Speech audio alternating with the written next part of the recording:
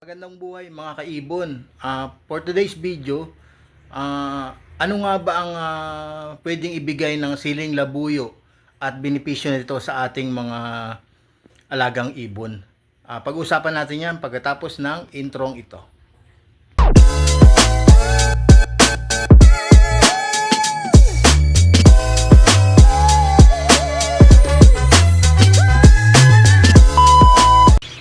Welcome back mga kaibon. Pag-usapan pala natin ngayon ay ang siling labuyo. Kung mapapansin nyo, naglagay ako sa kainan ng ating mga breeder. Bali, ano yan, piniga ko yan doon sa kanilang patuka. Para makain din nila yung nakatasan na dyan sa seeds na ibinigay ko. Nagbigay pala ako ng ng white millet at wala akong nabiling canary tsaka red millet, kaya white millet muna. Bali, ang pag-usapan pala natin ngayon ay ang siling labuyo.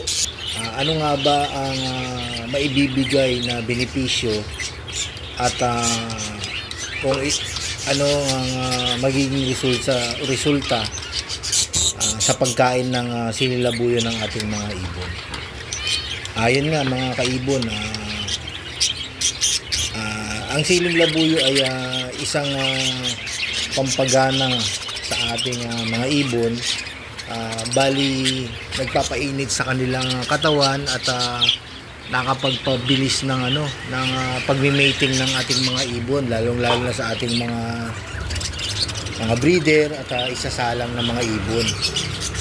Yun nga mga kaibon, at may mga ibang veteranong mga mag-iibon na talagang nagpapatunay na ito'y isang mabisang mating enhancer sa ating mga ibon.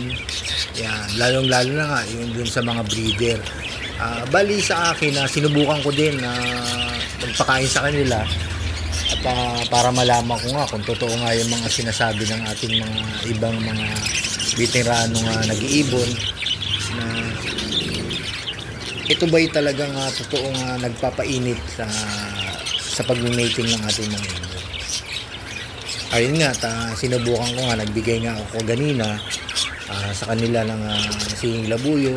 Bali, ang pala niyan ay hinihiwa-hiwa ko, tapos piniga ko dun sa kanilang patuka at para makatasan.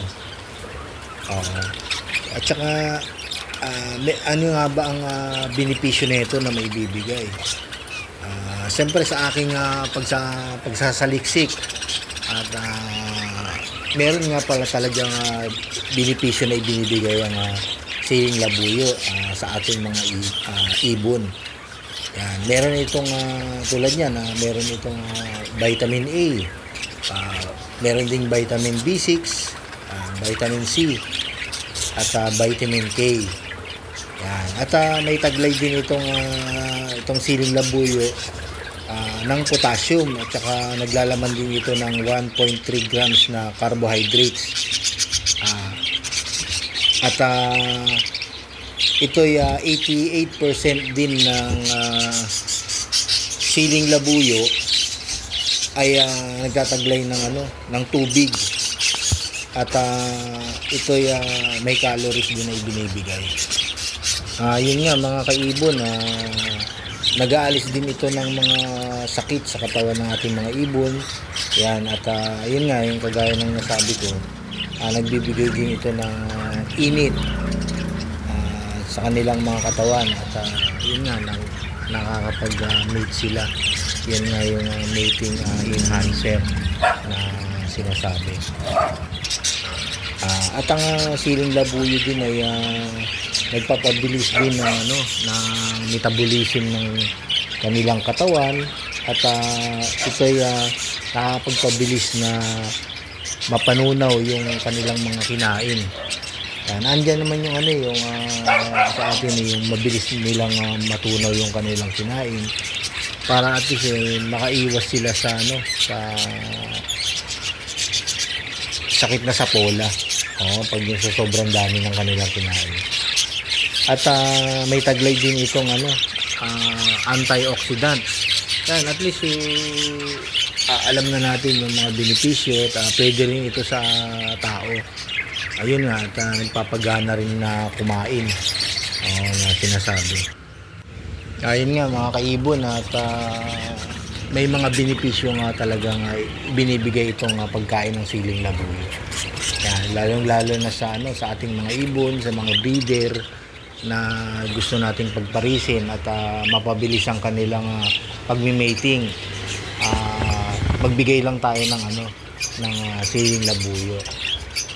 At saka hindi naman kailangan na maraming ibigay natin. Siyempre kailangan na konti lang, kasi pagka marami, siyempre nandiyan yung mapapasama din pag sa sobrang daming pagbibigay natin. Siguro pwede lang magbigay ng 1 piraso, 2 piraso, tapos hiwa-hiwain at ihalo na lang natin sa kanilang patuka. Yun na lang mga kaibon, at sana may natutunan kayo sa pag-share ko ng pagkain ng siling labuyo sa benepisyo nito. Okay.